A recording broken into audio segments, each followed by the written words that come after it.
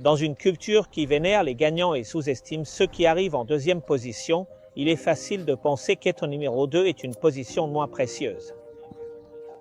Dans notre société, les prix, les médailles et les applaudissements sont réservés aux premiers. Les foules suivent le gagnant et oublient souvent celui qui reste derrière. Mais, que se passe-t-il lorsque nous changeons de perspective et considérons quelqu'un qui a choisi d'être en deuxième position? Non pas par manque de capacité, mais par un profond sens du but et de l'humilité. Jean-Baptiste est un exemple puissant de cette attitude. Jean-Baptiste a vécu à une époque où les gens attendaient un grand leader, un Messie qui changerait le monde.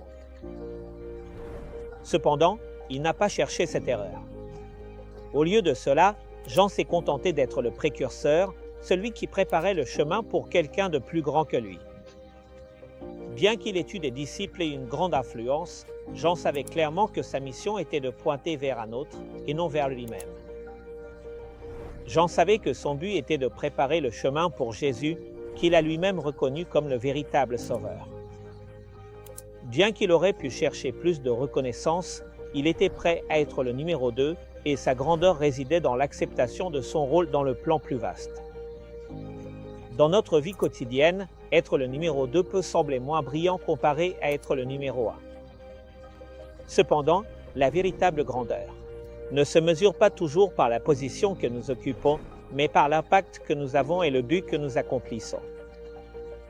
Parfois, le plus grand acte de grandeur est de reconnaître notre rôle dans le plan plus vaste et d'en être satisfait.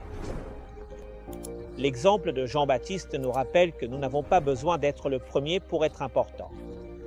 Ce qui compte vraiment, c'est notre disposition à servir avec humilité et à contribuer au bien commun, peu importe la visibilité de notre position. Ce sont des paroles de vie. Il faut qu'ils croissent et que je diminue. Jean 3.30